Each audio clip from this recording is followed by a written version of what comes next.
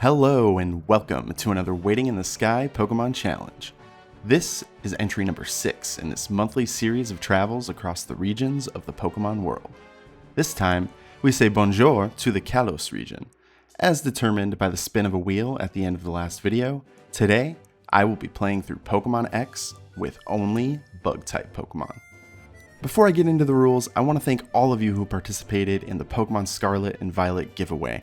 I was blown away by the support, so much so that I decided to give away a copy of each game and not just one total. I'm very appreciative of all who entered, and I wish I were able to do more. I reached out privately to the winners, but now that they've both gotten their game codes, I want to publicly wish congratulations to Eternal Moon and the Real Robotic for winning Pokemon Violet and Scarlet respectively. I hope you've been enjoying the Paldea region so far. I know I have. And with that announcement in the bag, let's get into today's challenge. So how's this all going down? Well, my rules for this challenge are as follows. 1. I am only able to catch the first bug type or eventual bug type encounter in a particular area or route. 2. My Pokemon's levels are limited to that of the highest level Pokemon in the next gym leader battle or the Pokemon League champion. 3. No use of items in battle with the exception of held items. And 4. Any Pokemon that faints must be released back into the wild. However, if I lose a battle outright, I do reserve the right to reload a save and try again.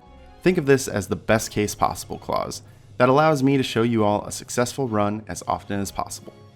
While I've adapted a lot of elements of Nuzlocke's, this is far from a strict Nuzlocke because I simply don't have the time, patience, or skills to pull those off. My personal rule set is all about playing Pokemon in a fun, new way, and I'm now referring to it as a Skylock. There's a ton of buzz for this run, let's get into it. So since France is the inspiration for the Kalos region, we will obviously be playing in French. Just kidding. Yeah, right, like anybody wants to deal with a bunch of French stuff. In English, we're introduced to Professor Sycamore, who is the smart tree person in this region. I tell him I'm a boy and my name is Weevil, a fitting name for a bug-type specialist. What are you laughing about? What's so funny? Weevil. This leads to a scene where I wake up, change out of my pajamas, and meet two of the four rivals in this game, Shauna and Serena. Serena is the main rival, and Shauna is kind of the secondary Bianca character. We venture onto Aquacord Town, where they introduce me to Tierno, a dance-type specialist, and Trevor, a friggin' huge nerd. More importantly, but not really, we also get our starter Pokemon, Chespin, that I name not Beyonce because as a non-bug, he is in fact replaceable. After a meaningless battle and exchanging a letter for a town map, I reach Route 2, where I have a chance to meet my first true bug starter. It can be one of two here, and I ended up finding a Weedle. I catch him in my Premier Ball and name him Drillbur. Drillbur has a serious nature, which is neutral, and his ability Shield Dust is actually pretty cool because it blocks secondary effects of attack moves. With Drillbur at only level 3, I decided to allow the use of switch training to bring him up to level 5, where he can essentially serve as more of a true starter. At the same time, Chespin learns Rollout, and if you watched the last video, you know exactly how I feel about that move. Just ahead, Serena and Shauna saw my two Pokemon and thought, now here's someone who needs to learn how to catch, and proceeded to waste my time. Though Serena does give me more Pokeballs, so I guess it's actually a fair exchange. Next is a tough test against youngster Austin and his Zigzagoon. With only Poison Sting, I have to rely on poisoning and poor move choice from my opponent. It took me 5 tries, but eventually luck fell my way and I can move on to a Santalune forest where reinforcements await. There's a ton of possible encounters here, but with the Weedle line now ineligible, my next team member is a toss-up between Caterpie and Scatterbug. I catch the newest bug Pokemon and name her Beautifly. Beautifly has a mild nature that sacrifices defense for a boost to special attack. These two worms give me a solid balance in physical and special attack moving forward. I take some time to grind my duo up a little before continuing through the forest, since Shauna is here and willing to heal my Pokemon whenever I want. That Bug Daddy nickname was a great choice. Upon reaching the Poke Center in Santalune City, I officially released Chespin, reaching Bug Purity. I follow this up with some more training, leading to Beautifly evolving at level 9 into Spupa. I'm officially now into gym prep mode, but before I can even access the first gym, I have to battle Rinka for the roller skates. Which, like, why do I even want roller skates? I'm not some dumb little kid with nothing better to... I got a brand new pair of roller skates, you got a brand new key. Right, so gym prep. The level cap is 12. I don't want to evolve Drillbur yet, but I have no problem fully evolving Beautifly. That happens when she hits the cap and reveals herself to be a jungle pattern Vivillon. And now, her nickname almost makes sense. With both of my Pokemon at level 12, I pass through the spiderweb of Santalune City Gym and challenge my fellow Bug-type specialist, Viola. She leads with Surskit as I go with Beautifly. I know I want her to use her potion on Surskit and not Vivillon, so I use a combination of Struggle Bug and Tackle to lower her Bug's HP. As expected, she uses her potion, and I'm able to win this round having taken minimal damage. I tried this battle a few different ways without success, and I determined I'm best sticking with Beautifly here since Infestation does repeated damage and prevents escape, a dangerous combination for Drillbur. I luck out and hit my Stun Spore right away.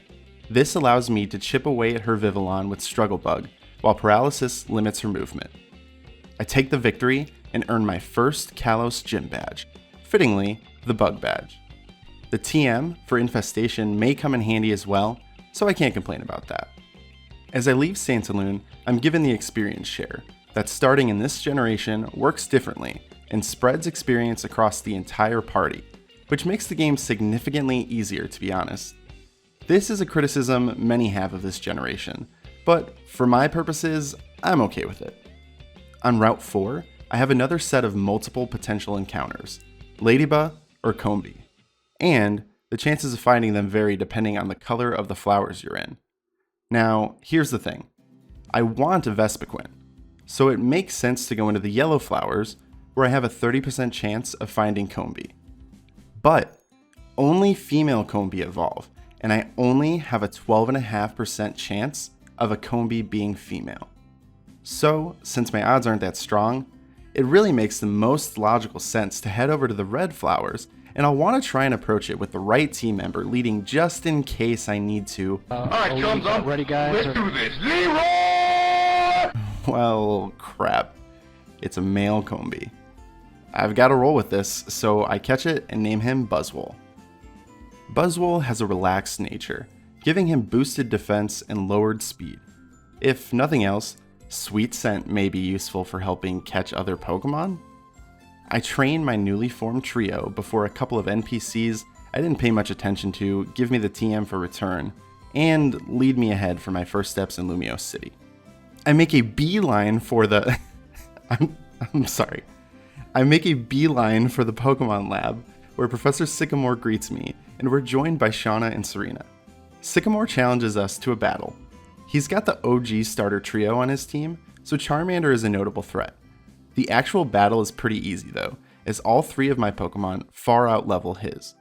During the battle, Drillbur finally learns Bug Bite at level 15, so I allow him to evolve into Kakuna. Sycamore rewards me for my victory with a second starter Pokemon that I can't use. So, I rock with the blue guy, cause I'm Squirtle Squad for life.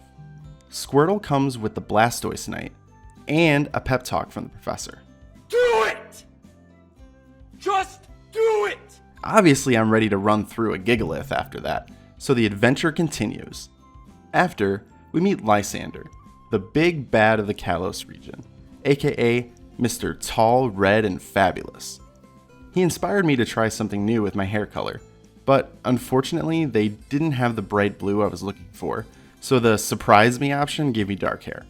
Next up is Route 5, and it's almost surprising that there's no new encounters for us to add to our team. Just Mr. Bonding here teaching a child about his, powers. What was the lesson plan for tonight? Then there's this Soul Skater and her 2 Lucario. Nobody needs 2 Lucario. You should really consider just giving one of those away to a random kid. After my first double battle, Drillbur undergoes another evolution, this time becoming a Beedrill. Awesome, but it's not even its final form. But it kind of is, because Mega Beedrill wasn't actually introduced until Omega Ruby and Alpha Sapphire. I'm eager to test out my newly evolved bug, and luckily Tierno is here to challenge me to a battle. I lead with Buzzwole and use a Bug Bite against Tierno's Corphish. This is to demonstrate the difference in power when I switch to Drillbur to hit a Bug Bite of his own for the KO. Trevs awards me with Honey, continuing the trend of useless gifts since Buzzwole literally gives me that stuff for free. Past Route 5 is Camphor Town, where there's nothing really of note except for a freaking castle, but this is actually a bummer too.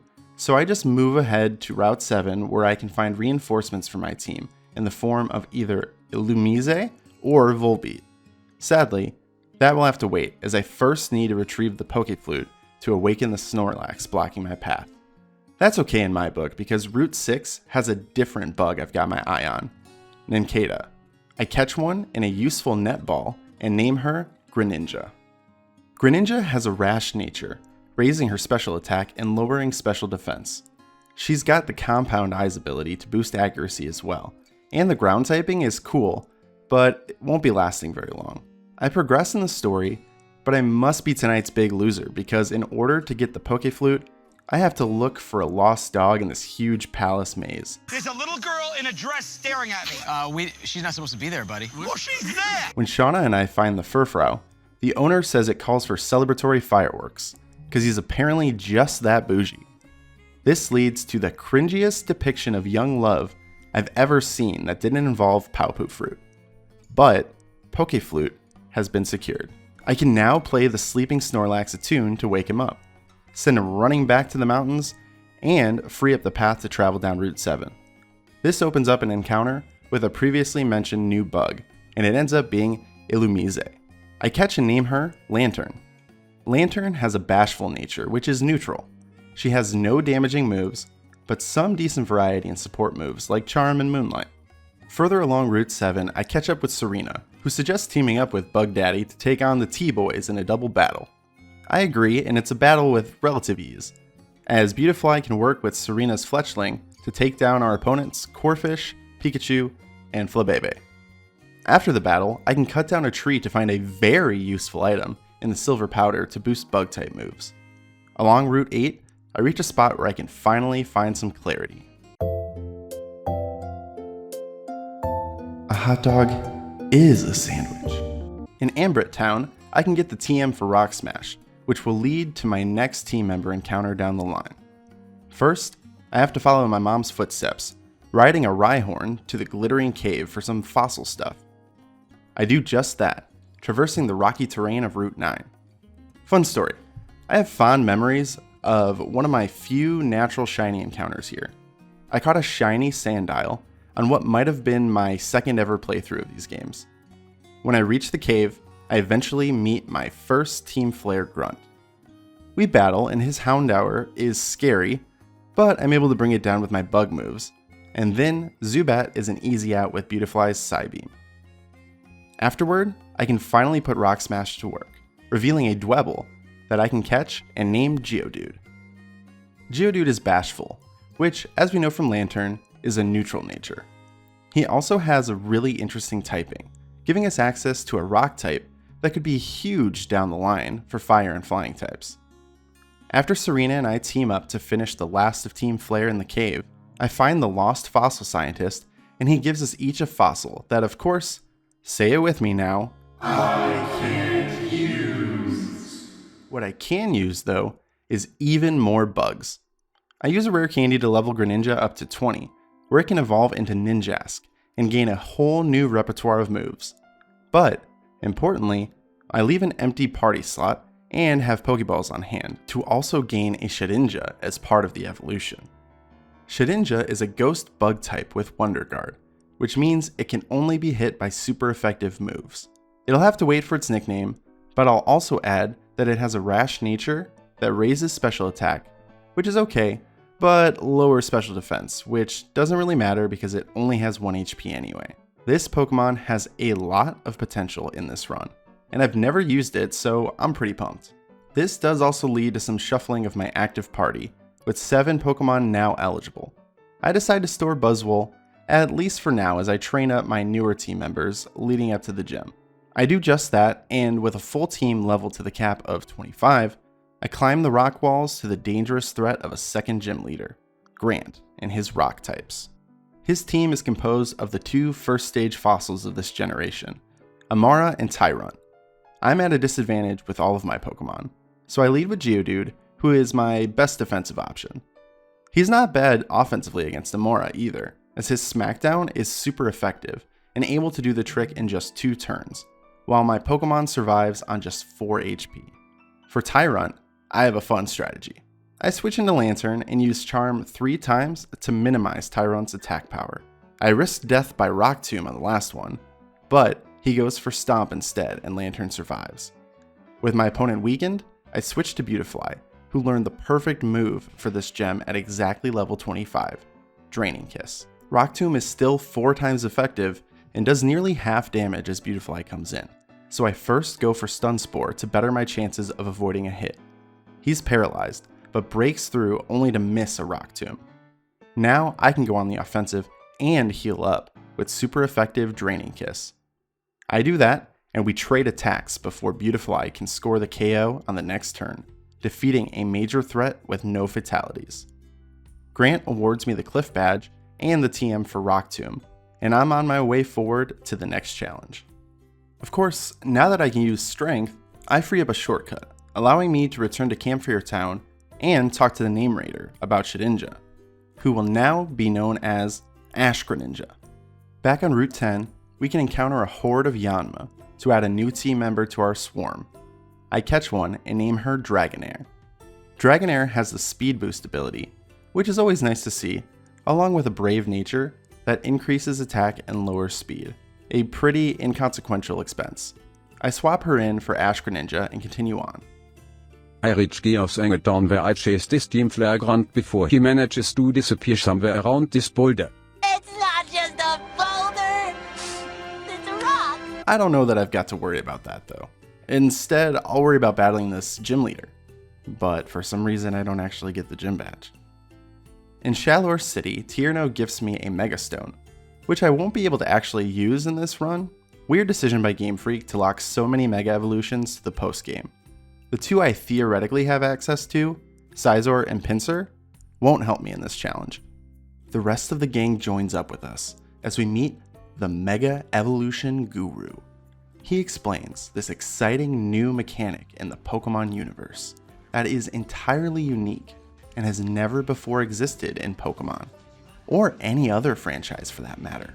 You see, normally Pokemon can evolve into an entirely new Pokemon permanently. But Mega Evolution allows a Pokemon to temporarily evolve into an enhanced version.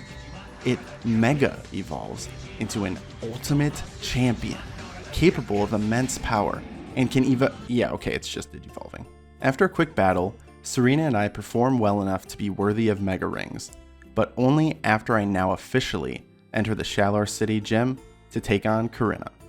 Of all the trainers' Pokemon in the gym, only one can actually hit Ash Greninja due to Wonder Guard. I teach it Aerial Ace and give it the sharp beak to hold, so I can go through all the trainers with only Hariyama giving me any trouble at all due to its knockoff attack. But I prevail and activate the Grind Rail that gives me access to the gym leader. I adjust my team, substituting Drillbur and Geodude with Buzzwole and Ash Greninja. Level up to 30, a couple levels below the limit, to leave some room for the next stretch and give it a go. She leads with Mienfoo, and despite bringing a full team of 6, I really only need 3. First, I send out Ash Greninja and use Sand Attack, anticipating a switch since Mienfoo has no way to harm it. This lowers the accuracy of her Machoke on the switch. I then make a switch of my own into the best setup Pokemon I could have asked for here, Lantern. Lantern can lower Machoke's attack with Charm, then paralyze with Thunder Wave, and confuse with Flatter, all while occasionally taking weakened damage from low accuracy Rock Tomb. Not that that matters, as Wish allows me to recover during this process. Weakened, paralyzed, confused, and inaccurate, Machoke is now primed to allow Greninja a switch in. I fully power up with 3 sword stances. Then, I can eliminate Machoke with 1 aerial ace. Mienfoo does some damage with Fake Out, the only possible way Karina could move before my speed boosted Greninja, but aerial ace then does the trick on the next turn. Finally, her intimidating Hawlucha suffers the same fate, ending this battle with a definitive aerial ace. The Rumble Badge, the TM for Power Up Punch, and a promised fight for the Mega Ring are my rewards. Man, she really wants to battle me again? I guess some Kalos leader is always trying to roller skate uphill. I return to the Tower of Mastery, where I'm forced to break the rules of this challenge and use Lucario in a battle. I did learn that after the battle though, you can choose not to take Lucario with you, which honestly just made me feel really bad. So I move onward and Serena gives me the Surf HM. I now have access to 2 new encounters. On Route 12, I catch a Pinsir and name her Rhyhorn. I then double back to Route 3, where via Surf I can encounter a Masquerain. I catch him as well and bestow the name Seaking. Looking at my new additions, I can see that Rhyhorn has a careful nature with increased special defense and lowered special attack, which is solid. She also has the Hyper Cutter ability to prevent her attack from being lowered. Seaking has a neutral nature, but its Intimidate ability is a fantastic one to have moving forward. I really wish it maintained its water typing though, because my team is very bug flying heavy. I shake up my team again in preparation for my next test, now carrying the team of Drillbur, Beautifly, Seaking, Rhyhorn, Lantern, and Geodude. Is this naming theme throwing anyone off yet? Past Route 12 is Coumarine City, where Serena is nice enough to let me know she's waiting to challenge me in front of the gym.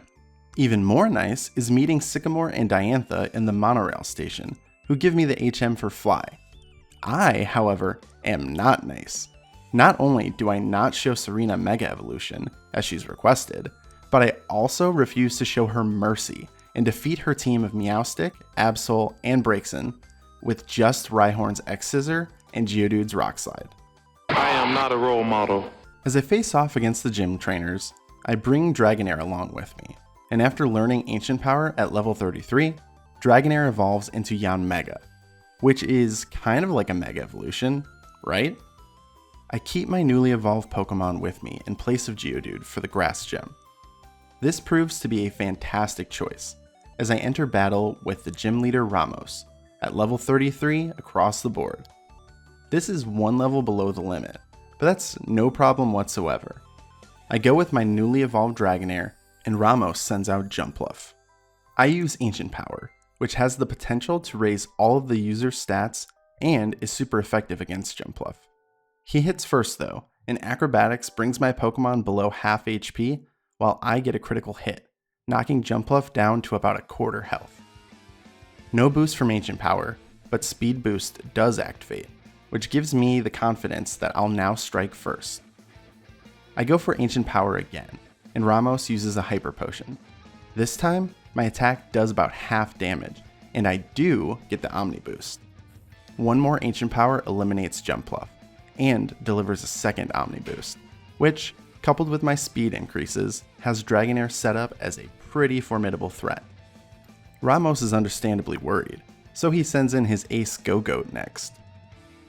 Dragonair's Aerial Ace is not quite strong enough to one-hit his Go-Goat, leaving him in the red. This leaves him susceptible to Go-Goat's takedown, which, despite a crit, only brings Dragonair down to 6 HP, and Go-Goat faints to recoil damage. After leveling up, Dragonair can coast to victory over Weepinbell with a single Aerial Ace. This secures me my 4th badge, the Plant Badge, and the TM for Grass Knot.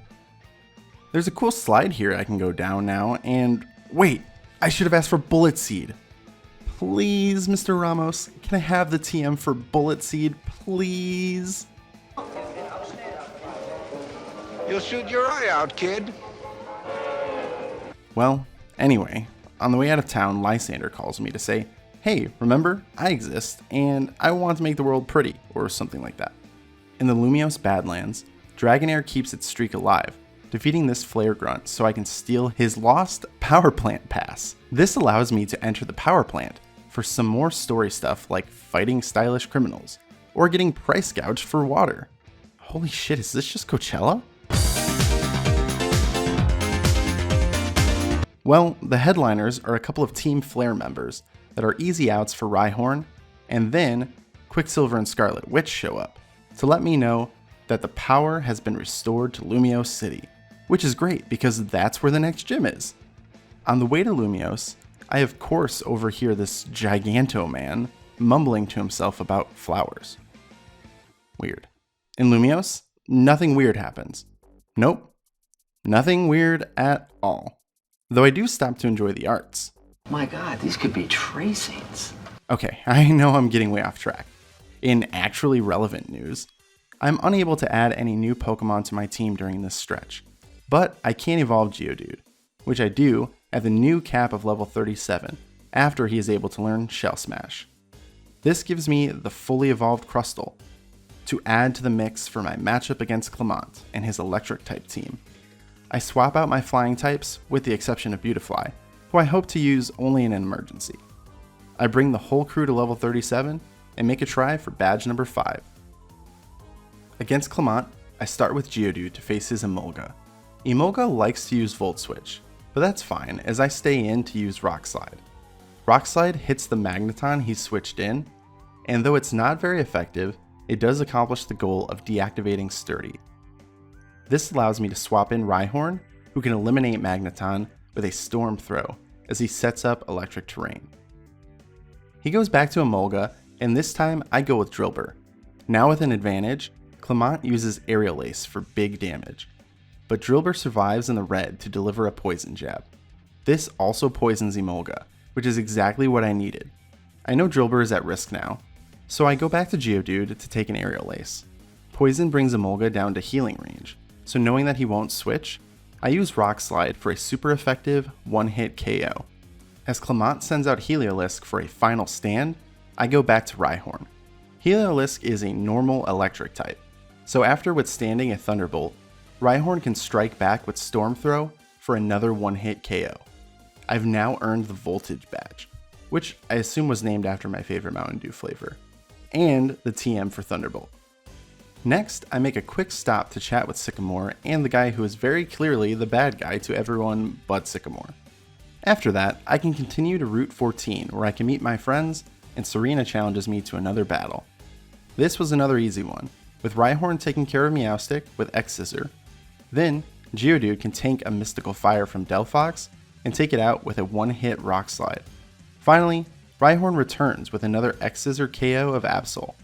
Everyone was in awe of my battling prowess. Speaking of being in awe, I am constantly blown away by the response to these videos. It's such a great feeling to see how many people have enjoyed my content. Just by watching this video, you're already supporting me so much.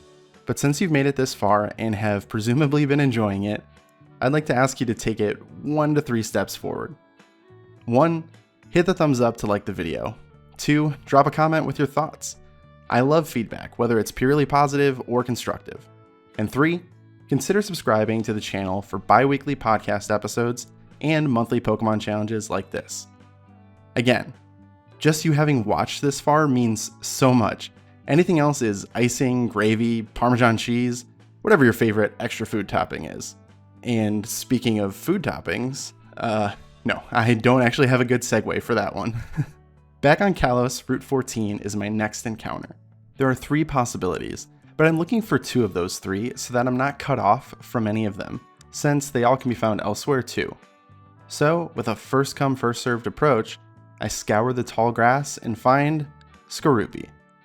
This means that I'll be cut off from Carablast or Shelmet later on, but since I've already got a deep stable of bugs, and I won't be able to evolve any of the 3, I'm not too concerned. I catch Skorupi and name him Trapinch. Trapinch has a relaxed nature, which increases his defense and lowers speed. He also has the Sniper ability, which gives an additional power boost to critical hits. Since Drapion loses the bug type when it evolves, Trapinch will be a good Eviolite candidate later on. Continuing on through the swamp, the crew and I come across a supposedly haunted house.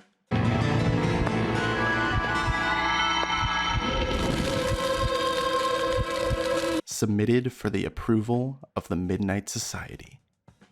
I call this The Tale of the 4 young kids that went into a random house in the swamp with a creepy old guy. Don't worry, we made it out alright, but that guy really sucks at scary stories. Before battling the fairy type leader Valerie in Laver City, I swap out Lantern for my newly caught Trapinch. With my new team at the level limit of 42, I begin the battle. Mawile is the first test, and I send out Rhyhorn. My plan is to set up with Swords Dance to get through Mawile and Mr. Mime. After my first move, Mawile uses Iron Defense. This allows me to set up another Swords Dance as she switches to Crunch. I misplay next with a non-effective X-Scissor, and she hits another Crunch, this time with a scary defense drop. My Brick Break fares better, bringing her to the red before I'm hit by a critical Crunch down to 29 HP. I know she'll heal here, so I set up my final Swords Dance to max out my attack. My next attack takes her right back to the red as she uses her second Iron Defense. With another Hyper Potion coming, I continue with Brick Break and get a low damage roll for less than half that makes me nervous. Fortunately, my next does enough for the KO. Fully charged, I know it just comes down to speed against Mr. Mime. I outspeed, and it's a one-hit KO with X-Scissor despite neutral damage. I'm feeling confident now, so I stay in against her ace Sylveon. It turns out, I didn't need any poison types at all, as Rhyhorn once again outspeeds, and I deliver a 6 times boosted 120 base power Thrash for the win. I received the Fairy Badge and the Dazzling Gleam TM for my, well, I'd say trouble, but clearly that wasn't much trouble at all for Rhyhorn. With 6 badges now under my belt, it's time to see how the sausage is made. Or in this case, Pokeballs. It turns out Team Flare is trying to rob the place, so Serena and I, but mostly I, stomp them and kick them out of the factory. This boss awards us with a Master Ball and Big Nugget each, which is cool. Story event complete. After some more travel, the next point of interest is Frost Cavern. Deep in the icy cave, Team Flare is messing with this very nice Abomasnow. I send them packing, and the thankful Pokemon gives me a Mega Stone. How sweet! This also clears Mamoswine Road for me to pass through on my way to Anastar City and my next gym challenge. But I first have another matchup with Serena.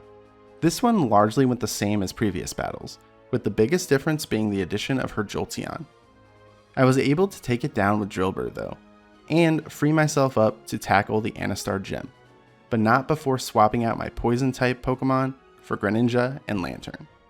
After battling my way to Gym Leader Olympia, my team is all either level 47 or right at the cap of 48. I lead with Geodude versus Olympia's Sigilyph. I set up Shell Smash as she uses Light Screen. This pretty much seals the victory though, as Reflect would have been much more trouble. On my next turn, I can one hit with Rock Slide to bring out Slowking next. Slowking actually doesn't know any water moves, so I don't mind staying in and trying X-Scissor, which is a one hit to bring out her final Pokemon, Meowstic. Fake Out delays the inevitable before I get my third one-hit KO in a row, completing the sweep with a final X-Scissor. I've now gathered 7 of 8 badges with the Psychic Badge and Calm Mind TM now added to my inventory. When I exit the gym, a call from Lysander reveals he is actually the leader of Team Flare. I am shocked. Shocked. Well, not that shocked. I go past the cafe entrance to the secret lab where the man himself, Lysander, is waiting to challenge me. I've been clowning on him a bit in this video, but credit where credit's due. The line, "Only the chosen ones will obtain a ticket to tomorrow," is kind of badass. So he starts with Mienfoo, and it's a one-hit KO from Beautifly's Psybeam. Next he sends out Pyroar, and I'm worried, but I decide that Geodude is my best bet. I take a Fire Blast, and then land a one-hit Rock Slide to bring out his Gyarados. This is another big threat, but thankfully he has no moves to hit Ash Greninja. This forces a switch out to Murkrow, and I use the opportunity to confuse it with Confuse Ray. Now I can switch back to Geodude, and while Murkrow hits itself, I can finish it off with another Rock Slide. Finally, I go back to Ash Greninja for Gyarados, and it's just a matter of time until my Shadow Claws bring it down despite the attack loss from Intimidate. I proceed through the lab and enter the basement to find lore. It's a bunch of stuff about a weapon that uses the same energy as the kind involved in Mega Evolution, and there was a war, and Lysander wants to make Kalos pretty again, and then there's this big dude who's like immortal or something. Just brilliant stuff. Top notch. So I beat the scientist and start pushing buttons. I'm lucky to have guessed right, but the scientist is a mean ol' liar pants and activates the ultimate weapon anyway. Behold, a weapon so powerful, it can even destroy the frame rate of this cutscene. The weapon is in Geosenge Town, where there was obviously a secret base earlier. When I arrive, I get a speech from Lysander before he challenges me to another battle. He's got the same 4 Pokemon as last time, except both Mienfoo and Murkrow have evolved. Still, if it ain't broke, don't fix it. I use the same strategy and eliminate Mienshao with Beautifly, Pyroar with Geodude, Honchkrow with Geodude after a bait and switch, and finally Gyarados with Ash Greninja. I proceed further with Serena and Shauna, battling through Team Flare and ultimately freeing the legendary Pokemon Xerneas. I catch it in the Master Ball because, hey, why not? And I'm challenged by, let me just check my notes, Lysander for a 3rd time in the last hour or so of gameplay. Bro, we get it. You're the bad guy. Leave me alone. This battle is not exactly the same this time though. The only differences being the use of Lantern's charm to weaken Honchkrow before allowing Geodude to eliminate it. The final, most notable change is Gyarados now Mega Evolving. This comes with the Mold Breaker ability, which would allow it to hit Ash Greninja. I need a new approach here, and fortunately, it also takes on the Dark typing in place of Flying, leaving it vulnerable to Bug type attacks. Beautifly takes Mega Gyarados and Lysander down, with a couple of Bug Buzzes. There's more story exposition here, and then the big guy, I guess his name is Arizona, shows up and looks at the destroyed weapon. He says some stuff, but this is all I heard personally.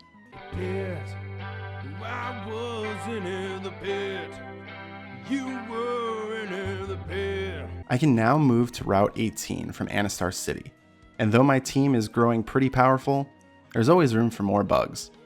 Here, I can encounter a new type combo in the Bug Steel type Durant. I catch her and name her Diglett. Diglett has a quiet nature, which isn't ideal as it raises special attack and lowers speed. For a Pokemon, I plan to have a more physical presence. She also has the Hustle ability, which raises attack but lowers accuracy. In Terminus Cave, I can find another Pokemon, Ariados. I catch it and name him Gyarados. Gyarados has a relaxed nature. That increases defense and lowers speed. He also has the Insomnia ability to prevent it from falling asleep. I reach Kuraway Town next, where I meet Professor Sycamore. He feels really bad about not seeing that Lysander was a bad guy, so he decides to challenge me to a battle. That don't make no sense. He uses the fully evolved Kanto starters, and they prove no real challenge. Venusaur goes down to a couple Psybeams from Beautifly. Charizard gets rock wrecked by Geodude, and Ash Greninja whittles away at Blastoise, who is unable to deal any damage. This allows me access to Route 19, where I have another encounter. This time, it's Karrablast, meaning officially no Shelmet in this run. I catch it and name her Kricketot. Kricketot has a jolly nature. This raises speed at the expense of special attack, which is a solid trade-off here. She also has the Swarm ability to raise the power of bug moves at low health. As I approach this bridge, I'm joined by my 3 lesser rivals. We're all friends, so I'm not expecting them to challenge me in one battle after the other, but they challenge me in one battle after the other, starting with Shauna. This is the easiest of the 3. I take out her Delcatty with a Brick Break from Rhyhorn. Next, Beautifly can take out Goodra with a few Draining Kisses. The healing is necessary though, as Goodra hits with powerful Dragon Pulses. Finally, Beautifly can stay in, and after Greninja double teams, manage to hit a Bug Buzz successfully for the victory. After Shauna is defeated, Tierno dances his way up next. He leads with Talonflame, and this is a terrible matchup for Rhyhorn, who is stuck as my lead.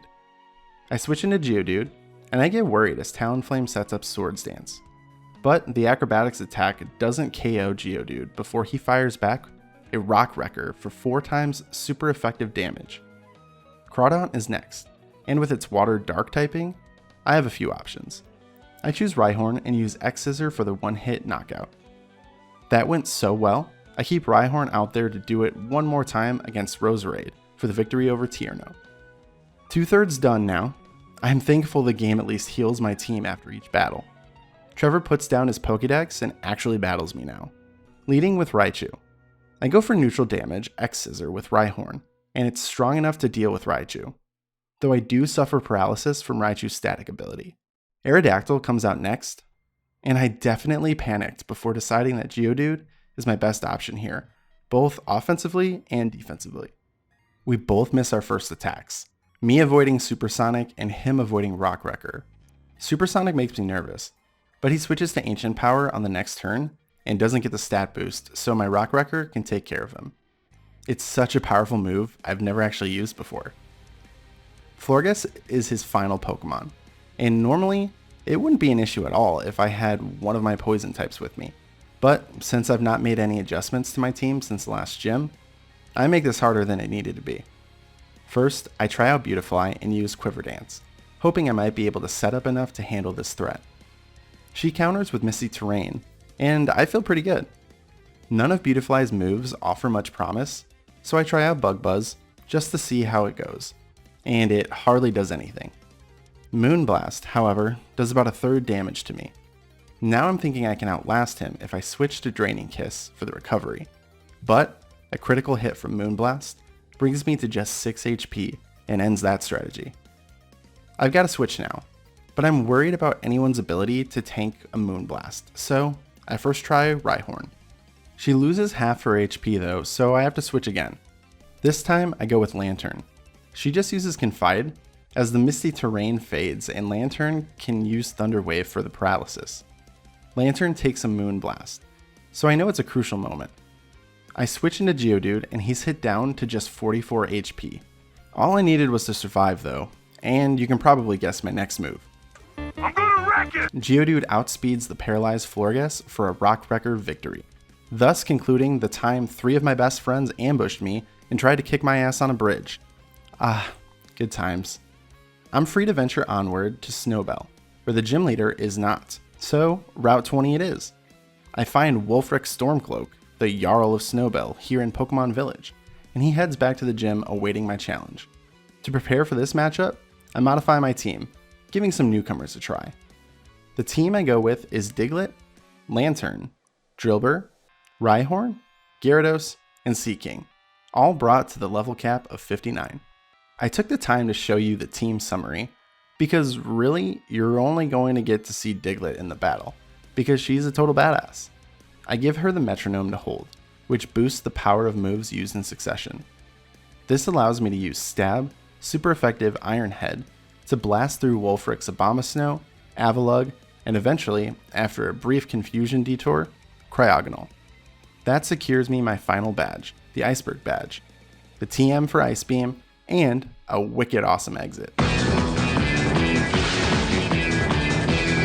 With the Iceberg badge secured, I now have access to my final 2 encounters of the challenge. The first is on Route 21, where I can find a Scyther. I can toss a quick ball to catch him and name him Bisharp. Bisharp has a lonely nature, poor guy, but at least it increases attack and lowers defense. Technician is an ability that powers up weaker attacks, specifically those with a base power of 60 or lower, which is interesting for sure, especially since he currently only knows one such move. Just past Route 21 is the entrance to Victory Road. I showed this guy my badges and beat him in a battle, leading to this pretty cool little cutscene of the gate to Victory Road opening up to me. We're in the final stretch. I promised another encounter, and it's here in Victory Road via Rock Smash. Now, there's only a chance for anything to happen when you Rock Smash. That's divided by items and wild Pokemon encounters. Encounters are further divided into 95% Graveler, like this one, and 5% Shuckle. Obviously, it would have been beautiful to have Shuckle as the last encounter of the game, But I tried this for over an hour, and honestly, it's just not even worth it. Just know I would have named it Shelter, and it would have been amazing. My next challenge is a final matchup with Serena. I decided to make a slight adjustment to my team for this one, with a pretty decent strategy in mind. I tag in Greninja and Geodude, and send Drillbur and Seaking to the bench. I lead with Greninja versus her Meowstic. Delphox is the big threat I have to work around, so Greninja's combo of Sword Stance, Speed Boost, and Baton Pass are the perfect counter. After a Fake Out, I raise attack 2 stages with Sword Stance. I take a Psychic down to the red, but can eliminate Meowstic with a powerful X-Scissor. Delphox comes in next, and I stay so I can Baton Pass my increased speed and attack to Geodude, who comes into a Flamethrower. I strike with Rock Wrecker to drop Serena's biggest threat. Altaria is coming in next, and this is where Beautifly can take over. As Altaria uses Dragon Pulse, I set up a few Quiver Dances to raise specials and speed. When I drop to low health, I switch to Draining Kiss for recovery. Altaria uses Confide to lower my special attack a stage, but that's far too late. I finish off Altaria, and Jolteon comes next. Even at a type disadvantage, I keep Beautifly out with its buffs. I can withstand Discharge while I hit back with Draining Kiss to again recover health as I knock out my opponent in 2 hits. Her final option is Absol, who gets absolutely demolished by Bugbuzz. Serena has been defeated, and only the Pokemon League stands in my way of glory in the Kalos region. When I finally reach the Pokemon League, I make final preparations to my team. Here is where I settled. Beautifly is a powerful special attacker. Lantern is a good defensive setup artist with Thunderbolt for coverage. Ash Greninja's Wonder Guard is uniquely helpful along with Ghost Attacks and Dig for coverage. Rhyhorn is my hardest hitter, and Hyper Cutter keeps it that way. Seaking offers some valuable coverage, and Intimidate is a useful ability. Finally, Geodude is great defensively and hits hard. I've got my team all at level 65 to start, the highest level of the Elite Four's Pokemon. The champion has a stronger Pokemon at 68, so I've got some room if I'm unsuccessful here. I begin my Pokemon League challenge by entering the Dragonmark Chamber. Here, I can take on the Dragon-type expert, Drasna. She starts with Dragalge, which I know has no attacks for Ash Greninja, so I can lead with my Ghost Bug to draw an immediate switch. She goes to Noivern, and I'm able to confuse it. Now I'll switch to Geodude as he's hit with an Air Slash. Noivern then hits itself before a Rock Wrecker defeats her. Dragalge comes back out, so I go into Ash Greninja again. I realize she actually has no answer now, so I can keep Ash Greninja out there and take out Dragalge with a couple of digs. I'm not sure if I was in danger from Poison Point there or not, but I avoided poisoning regardless. For Altaria, I decide to send out Beautifly, and I see the opportunity to set up here. I take minimal damage from Dragon Pulse, as I use Quiver Dance 3 times. This allows Draining Kiss to take out Altaria in 1 hit, and when Druddigon comes out afterward, I knock her into healing range, set up a 4th Quiver Dance, and then finish the job with a Draining Kiss. She only kissed the men she killed. Next, I can cross the hall into the Flood Chamber, where Seabold and his team of water Pokemon await. Clawitser's up first as I go with Beautifly. I don't have any electric or grass type attackers, so I decide my best option overall is to charge up Beautifly against minimal threat from Clawitzer. I get off 2 Quiver Dances before Water Pulse damage adds up and forces me to use Draining Kiss to heal. I then use Draining Kiss again to knock him into healing range. Now at 143 HP, I switch to Bug Buzz to score the first knockout of the battle. As much as I'd like to stay in, I'm worried about Barbaricle's physical power, so I make a switch into Lantern for the charm. Then a Stone Edge forces me to swap into Rhyhorn, who can now take Stone Edge for less than half. This means I can set up a Swords Dance and survive, especially when his Stone Edge misses. Now a Brick Break can finish him off and remove a huge physical threat to my team. Starmie is next, and as long as I can survive a Surf, I feel good. I choose to go for super effective X-Scissor, and its Surf brings me to just 17 HP before my move gets the 1-hit knockout. Gyarados is Seabold's final Pokemon, and he's got no attacks for Ash Greninja, so despite all his fearsome dragon dancing, I can chip away at him with my ghost attacks, eventually leading to my second Elite Four victory. I saved the trickier ones for last, so next up is a trip into the Ironworks chamber and a showdown with Wickstrom, the Steel-type trainer. This was actually the one I struggled with the most, surprisingly. I decided to lead with Beautifly again and get charged up to full power with 6 quiver dances, all while taking damage from Klefki's Dazzling Gleam and Flash Cannon attacks. I can recharge my health afterward with a Draining Kiss that does less than half. I do it again to bring him to healing range, and I get a free one off. He then uses Torment, so I can't use the same attack back to back anymore. And I knock him into the red again, while bringing my HP back up to full. I now use Bug Buzz, which is also resisted and does just over half damage. A Psybeam can now finish the job, leading to his next Pokemon. I keep Beautifly out against Probopass, and a Bug Buzz brings him into the red. He uses Power Gem, but only brings me down to 130 HP. I opt to get a little bit of recovery with Draining Kiss as my closeout move. Next out is Scizor, and this Mechagrim wannabe falls to a single Bug Buzz. Now, unfortunately, Aegislash is his final Pokemon, and is a massive physical threat. Since Beautifly is only buffed against special attacks and has no super effective moves, I decide to switch. Seeking comes out, and its Intimidate lowers Aegislash's attack. I briefly entertained an attack, maybe Scald and hope for a burn, but decide to swap into Lantern instead, as Aegislash just uses King's Shield. Charm further lowers my enemy's attack, leading to minimal damage from an Iron Head, as he also takes damage from the rocky helmet Lantern's holding. We do another round of the same, followed by a Thunder Wave to paralyze him. I'm knocked down to 33 HP, and decide I may as well switch back to Seeking for another Intimidate, bringing Aegislash's attack down a total of 6 stages. Seeking plays with its food a bit now, eventually earning the win after a Scald, Bug Buzz, and 2 Air Slashes.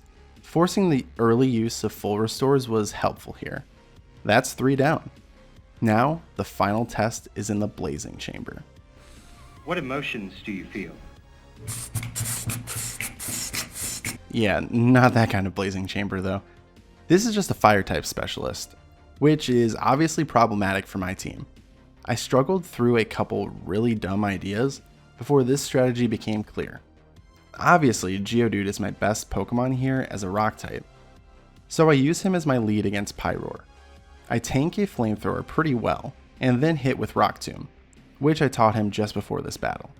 It brings Pyroar down to the red and drops her speed, which couldn't be more perfect. This allows me to use the free turn to Shell Smash as she heals. Shell Smash lowers my defenses, but sharply raises my attack and speed, transforming Geodude into a fearsome sweeper. Now Rock Tomb can defeat the Fire Lion Pokemon in one hit. Torkoal's fate is no different, also falling to one hit from Rock Tomb. Talonflame is 4 times weak to Rock, so you guessed it, one hit KO with Rock Tomb. And finally, I go for a Flourish against Chandelure and complete my conquering of the Elite Four with a definitive Rock Wrecker. My final test is the champion Diantha. She leads with Hawlucha, and I counter with Geodude once again. I anticipate her Swords Dance setup, and use the opportunity to set up myself with a Shell Smash. Next, my Rock Tomb can give me the early lead 6-5. Tyrantrum is next, and its Head Smash worries me against my weakened defenses, so I think it's best to switch. I choose Seeking for the Intimidate, then pivot back to Geodude with refreshed stats, as he misses Head Smash anyway. Geodude still isn't a great offensive option here though, so I just take the chance to send Seeking out again for another Intimidate, as he again misses Head Smash.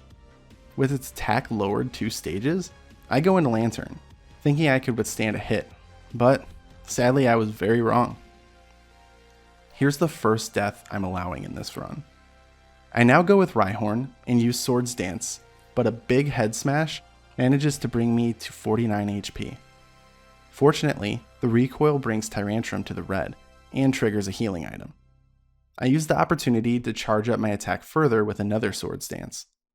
Now Brick Break is powerful enough to drop the dinosaur in one hit. bringing out Gudra next. I go with Beautifly now, with a plan to spam more quivers and kisses than a 50 Shades book. I'm able to use Quiver Dance twice as Gudra's Fire Blast brings me to just a sliver of health. I now have to switch to Draining Kiss for the recovery, and as we trade attacks, she has just over half health and I have only 2 HP. I deduce that the Draining Kiss won't defeat her or save me, so I adjust my approach and go with a powerful Bug Buzz for the knockout. Aurorus is up now, and since I know it has both Reflect and Light Screen, I suspect that's what he'll use. I send out Rhyhorn, the perfect counter to first set up a Swords Dance as Aurorus reflects. Since I have Brick Break, I can smash through his defensive barrier for a 4x super effective Swords Dance and Black Belt boosted attack to hit this dino harder than an asteroid and bring it right back to extinction. I decide to stay out versus Gourgeist, and unfortunately, X-Scissor isn't strong enough to put her away, leaving her in the red as she uses Phantom Force. I don't expect Rhyhorn to survive the attack, so I look to switch, and I don't think any of the options will fare particularly well. So I decide that Beautifly, hanging on by only 2 HP, is a sacrifice I'll have to make. I swap her in, and she meets her end. I choose Geodude as a replacement. I know she'll heal now, so I set up a Shell Smash. I want to save my Rock Wrecker and not force a turn of rest, so I go with Poison Jab to deal about half damage, and I get the poison. Gourgeist's Trick or Treat then makes Geodude Ghost type, which slightly worried me, but another Poison Jab sends the Rotten Pumpkin away. All that is left is Diantha's ace, Gardevoir, or make that Mega Gardevoir. She's tough, but not tough enough to survive a Stab, 150 base power, Shell Smash, and Hearthstone boosted Rock Wrecker. My move hits, and I am officially the new champion of the Kalos region. I might have been able to win Deathless, but in the final battle, it's honestly not as much of a concern of mine. I register my champion team, and my friends and I are given a hero's parade. Big Az interrupts my victory parade, but I just Shell Smash Geodude and tear through his team of Torkoal, Golurk, and Sigilyph. This leads to a reunion that created an iconic meme template. We return to the celebration of me and the 4 kids who are also kind of around, I guess, and the credits roll. This was fun. The difficulty wasn't really there, as this generation is notoriously easy, and I had a lot of encounters. But the type coverage wasn't as deep as you'd expect, with most available Pokemon being either pure Bug, Bug Poison, or Bug Flying. Still, I had fun playing with Crustle, Shedinja, Pinsir, and Illumise for the first time here. But now that we've wrapped up this challenge, it's time to spin the wheel and find out what type I'll be using next time as we continue on into Generation 7 and the Alola region in Pokemon Sun. As we've now used Water, Flying, Steel, Rock, Fire, and Bug, you won't see those on the wheel, but let's see which of the remaining types it's going to be. And it's Electric!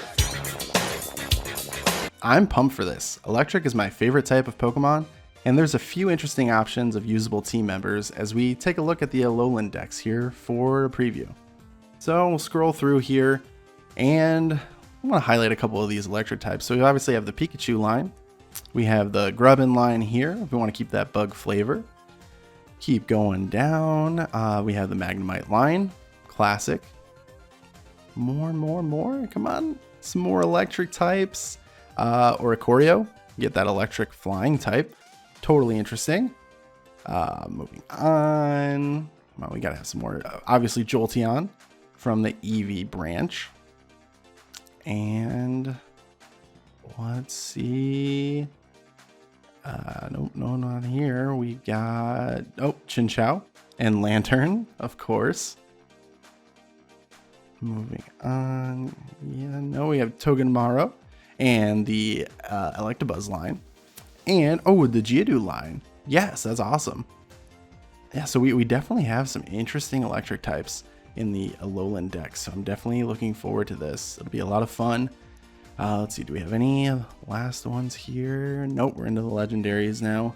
And Ultra Beast, I don't know, does Xurkitree count? Probably not. Alright, well thank you for watching this Pokemon Challenge video. I make these on a monthly basis, so if you're here for the first time, consider checking out the full playlist on screen here for more Pokemon challenges like this one, and make sure to subscribe to catch new videos every month. YouTube also has a suggested video here you might like.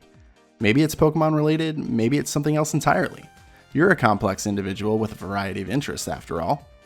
I release new podcast episodes every other week here and on many podcast platforms, featuring some good friends of mine and other talented podcasters and content creators. We just put out an episode on holiday specials like Star Wars and Guardians of the Galaxy this past week, and next up is a really fun look at the National Treasure franchise with Daryl of the Cage Rage podcast. That's going to be it for this video. Please consider liking and commenting below, as it makes me feel all warm and fuzzy inside, and of course helps the channel grow. I appreciate you all so much. Thank you again for watching, and I hope you'll stick around for more.